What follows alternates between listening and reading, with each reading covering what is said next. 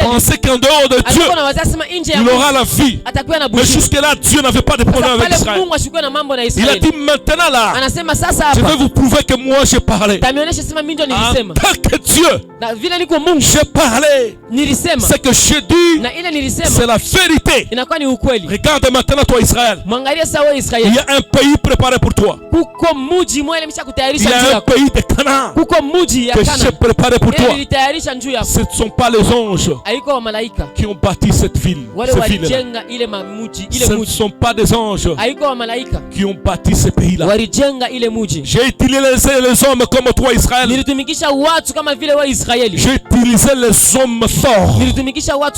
Je les ai utilisés pour ton bénéfice. J'ai utilisé ces hommes-là pour ta stabilité. J'ai utilisé ces hommes-là pour qu'ils construisent des villes fortifiées à cause de toi, Israël. Je dis à une personne que Dieu est en train de transporter. Tu dois savoir que le Dieu que tu crois là, il est capable de te faire entrer là où tu n'as pas fourni des efforts. Il est le Dieu qui peut te faire récupérer le temps que tu croyais perdu là. C'est que moi je vais te demander de ne plus te décourager. Tu dois persévérer. Tu dois partir maintenant. Je demande que tu partes. Je ne te demande pas de t'arrêter. Car il te fait énormément confiance. Et pendant ce temps-là, Dieu ne voulait pas que tout le monde puisse aller explorer ou visiter le pays de Canaan. Ah, j'aime Dieu. J'aime Dieu. Il a dit à Moïse ceci: sélectionne parmi les enfants d'Israël. Ne choisis pas n'importe qui. Choisis les principaux. Dans chacune des familles, il y a un prince. On ne peut jamais t'appeler un prince si en toi il y a le découragement. On ne peut jamais t'appeler un prince si toi tu as la façon seulement de regarder comme tout le monde. On ne pourra jamais t'appeler un prince si ta vision c'est la même vision avec les autres. Pourquoi Dieu a voulu qu'on choisisse des princes ou des chefs parmi les enfants d'Israël? Il fallait choisir au moins 12 personnes. Dieu a instruit à Moïse: va maintenant. Vous savez, dans chacune des tribus, il y avait combien? Il y avait au moins plusieurs. Mais Dieu a refusé avec les autres. Il a dit: choisis-moi des princes d'entre eux, le chef d'entre eux.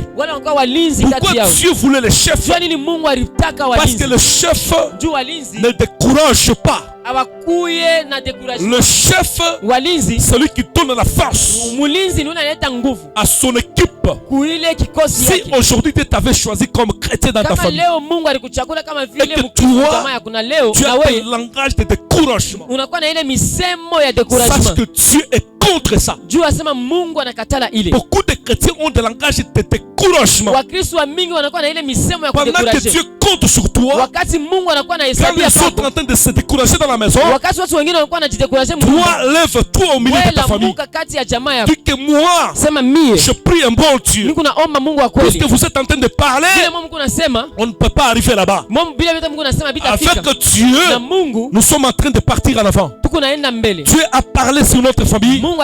Il a dit que dans notre famille, il ne manquera rien. Pendant que tu parles là, il n'y a pas la farine, il n'y a pas même l'huile. Mais quand tu parles comme ça, c'est-à-dire que tu donnes l'espoir aux membres de ta famille. Écoute, je vais te dire quelque chose. À la place de la nourriture, il y a ce qu'on appelle la force spirituelle. Elle dépasse la nourriture que nous mangeons. Regardez au moment où quand tu te fortifies spirituellement, tu n'as pas même besoin de manger le foufou. On peut t'appeler le foufou est là. Depuis le matin, tu ne t'approches pas. Pourquoi? Parce que ton esprit à toi est connecté. Ton esprit à toi est tellement rafitaillé. Je suis assis devant ses disciples. Il lui demande de manger. Il lui dit, je ne peux pas manger. Je mangeais de ma nourriture que vous ne connaissez pas.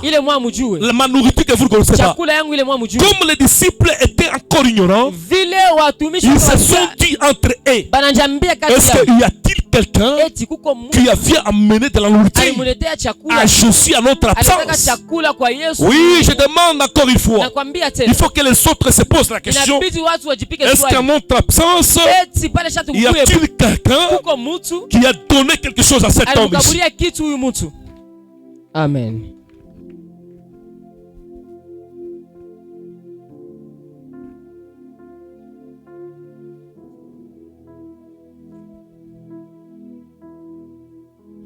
Il faut que les autres se posent la question. Il faut que les autres se posent la question.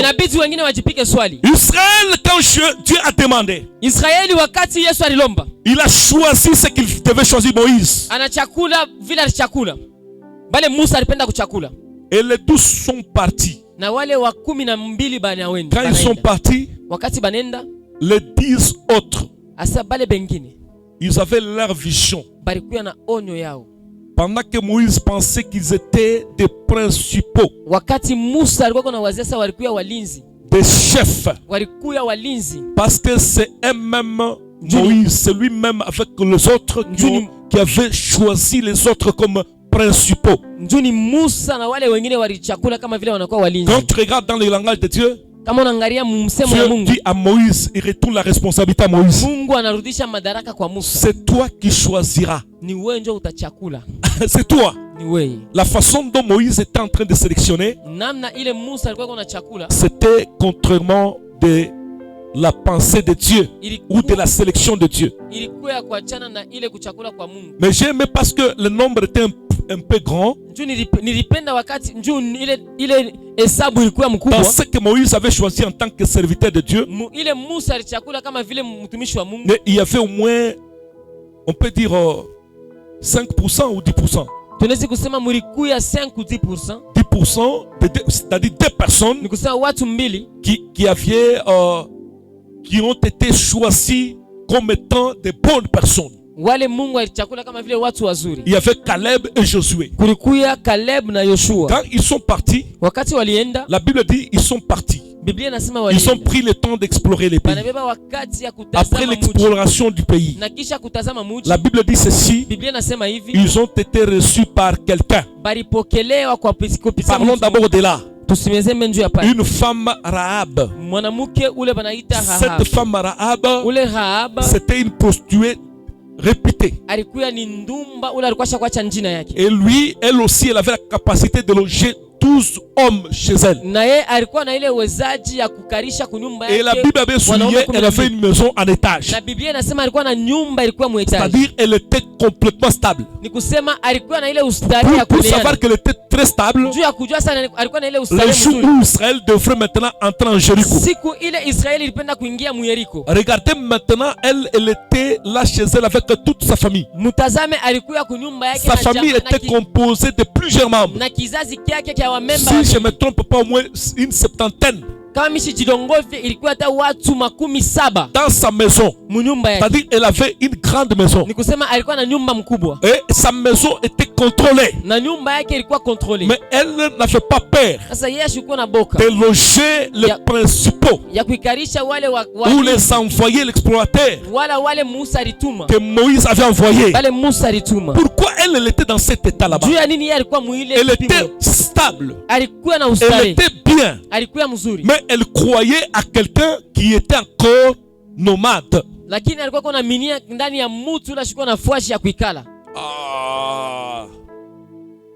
Ça, il faut voir la vision de loin. Hein?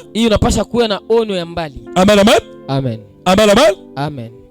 Je dis à une personne, si vous ne croyez pas en vous, il y a des gens qui croient en vous.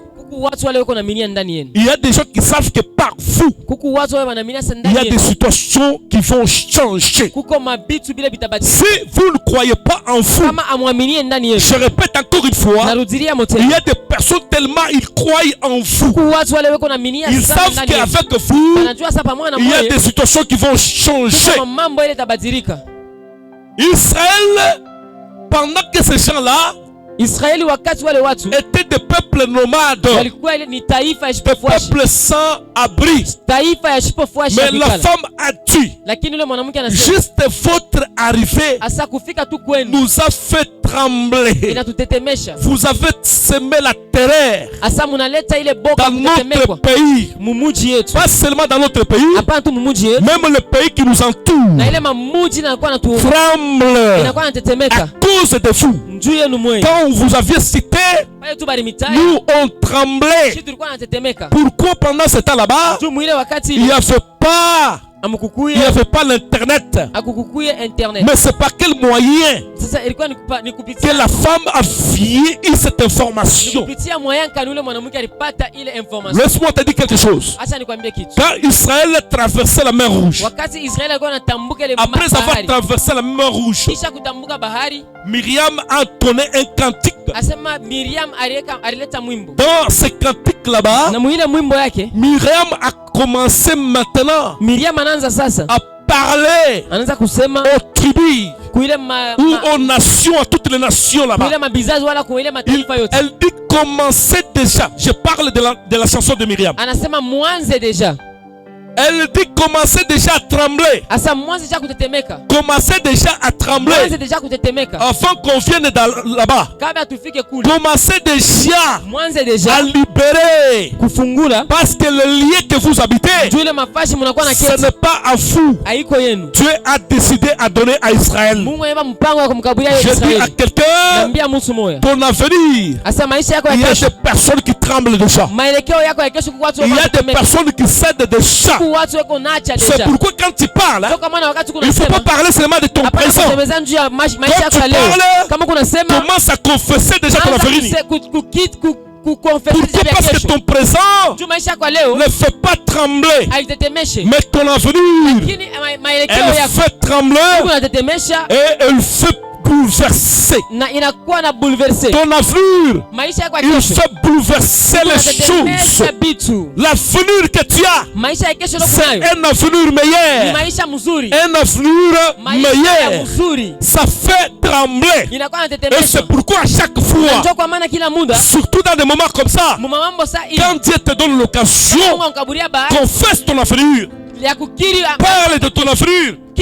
Car ton passé est déjà passé. Et ton présent maintenant parfois n'est pas meilleur. Mais laisse-moi te dire que ton avenir est plus meilleur que ton passé et ton présent. Toi aujourd'hui, tu n'as pas quelque chose, mais tu as quelque chose en toi sans que tu puisses le savoir. Jésus a dit, cherchez premièrement le royaume de Dieu. Car tout cela, ce sont les païens qui le cherchent.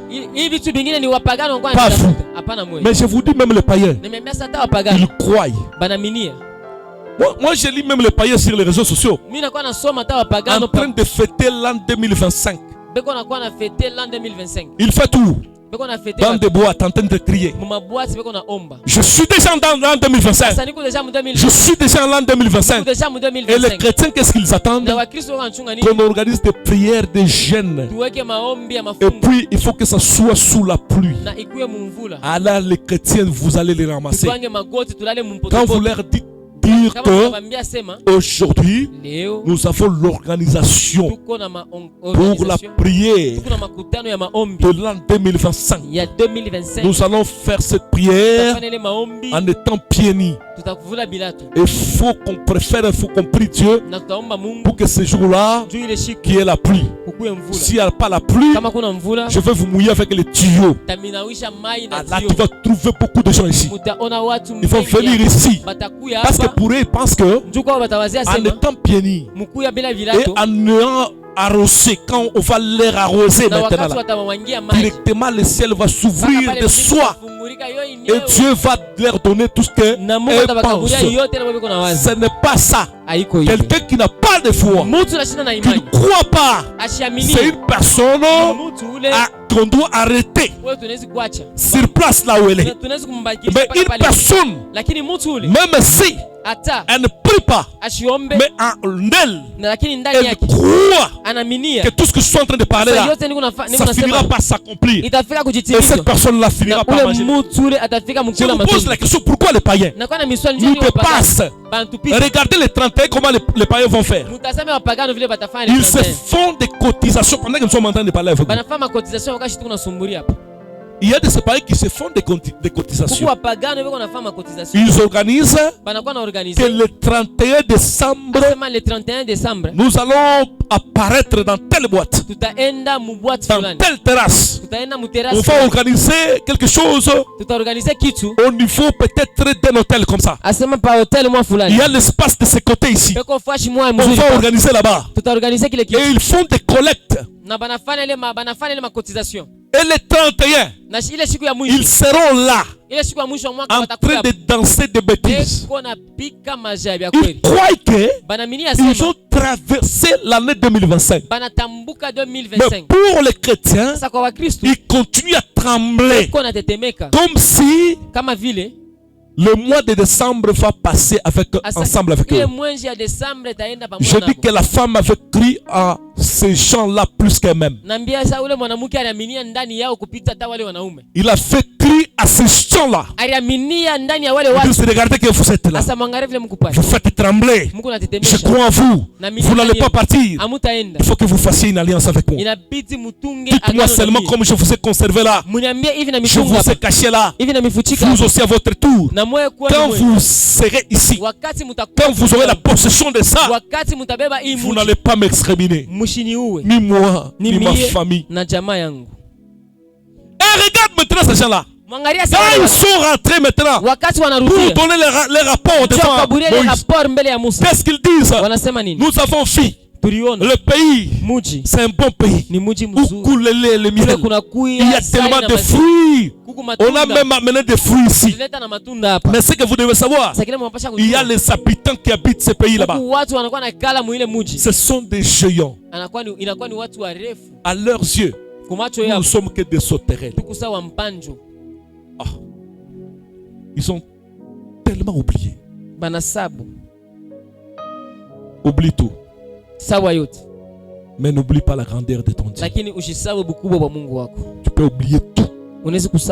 Mais n'oublie pas que Dieu que tu pries, il est au-dessus de toute force. Il est au-dessus de toute influence. Oublie tout. Mais n'oublie pas que ton Dieu a la capacité, celui qui avait la capacité de te placer dans le ventre de ta maman. Il a fait que tu sois né. Et c'est lui-même qui fera que tu sois grand. Et c'est lui-même qui va combler ta vie. Il a pris le temps de te façonner. Il t'a tellement façonné. Et il est sûr de toi. C'est pourquoi il ne cesse de parler à ton cœur. À ton esprit te dit que moi, je vais t'amener à la destination. Dieu n'a pas donné la responsabilité à un homme de t'amener dans ta destinée. Si quelqu'un te dira, moi j'ai la capacité de t'amener dans ta destinée, c'est une personne qui partira comme Moïse. Mais si tu crois qu'il y a quelqu'un qui dépasse de tout le monde, qui peut donner des chemins, qui peut frayer le chemin, mais là où tu ne penses pas, c'est Dieu là finira par t'amener de l'autre côté.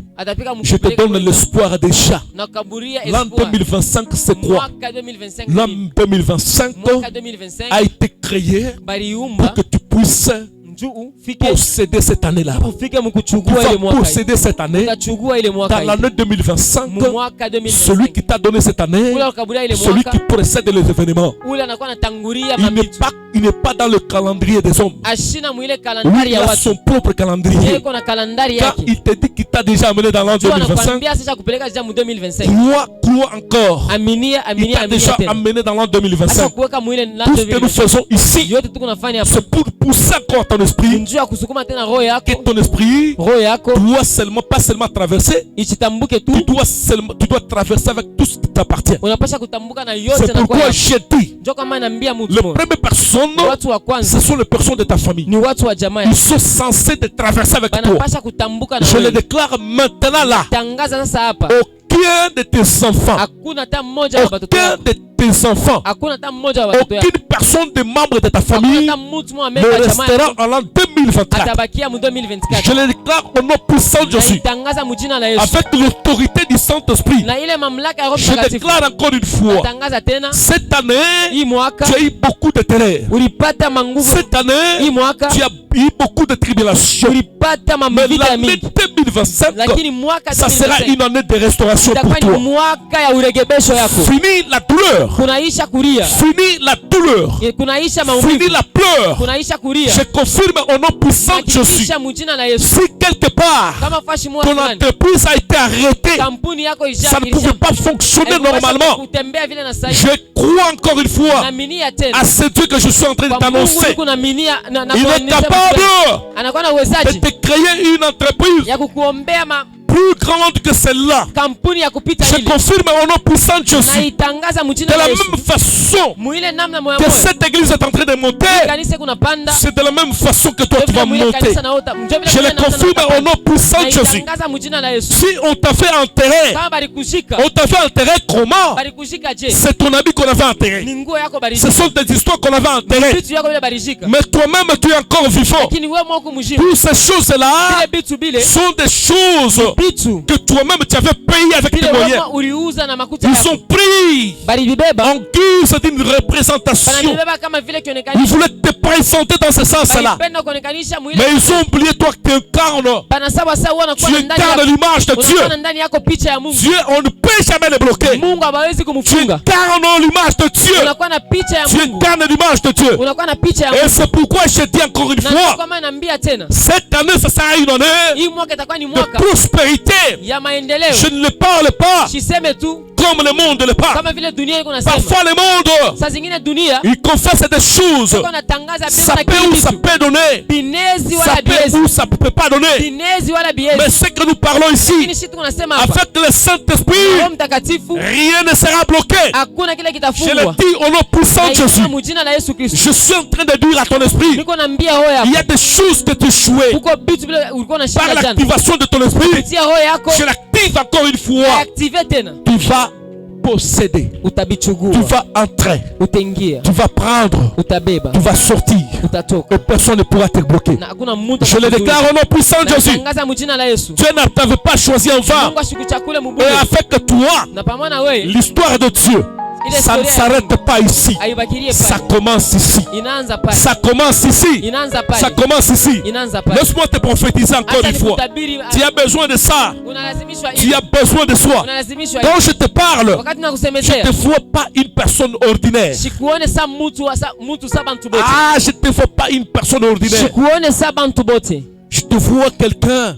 En même temps, une personne, en même temps derrière toi, il y a plusieurs personnes. Il y a plusieurs personnes. C'est-à-dire, il y a ces personnes-là qui vivront à cause de toi. Ah, ça, ce n'est pas te pousser à t'enorgueillir. Non, c'est pas ça. Je ne te pousse pas à être orgueilleux. Je dis que Dieu va sauver des gens à partir de toi. Pourquoi? Parce que c'est toi qui donneras le message d'encouragement. Tu vas relever ceux-là qui sont par terre. Dieu a changé même ta façon de parler. Oui, il a changé ta façon de parler. Il a dit, toi tu parleras pas comme parlent les hommes, mais toi tu parleras comme un Dieu. Quand tu parles, il y a des choses qui vont pénétrer dans le cœur des gens. Il y aura la consolation, il y aura la paix, il y aura l'espoir. Et les autres vont commencer à te demander même, pourquoi cette personne à chaque fois quand il parle, et il y a des choses qui nous viennent comme la consolation, comme la paix, comme les choses, mais elles-mêmes ne possèdent pas ça. Ils finiront par voir, parce que ce qui est spirituel finissent par être matériel. Tu ne parleras pas seulement en esprit, mais tu vas parler avec le langage physique. Finis de commencer à parler seulement dans le langage spirituel, mais tu parleras avec ce qu'on appelle l'illustration. L'illustration, c'est-à-dire quand tu vas commencer à parler, la vraie illustration, ça sera ta personne. Quand tu te mets là, les gens commencent à lire. Ils disent que la vie, c'est vrai, elle existe. Parce que cet homme ici, c'était un homme mourant, mais aujourd'hui c'est une personne vivante. Que Dieu te bénisse. Que Dieu te bénisse.